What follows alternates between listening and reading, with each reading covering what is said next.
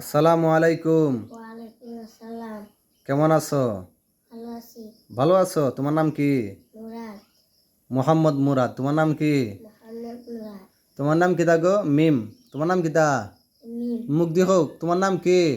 মিম। মিম। ফরা পারনি। জি। তোমার আব্বুর নাম কি? মতিন। আব্দুল মতিন। তোমার আব্বুর নাম কি? আব্দুল মতিন। তোমার আব্বুর নাম কি? আব্দুল মতিন। হো আব্দুল মতিন। মাশাল্লাহ।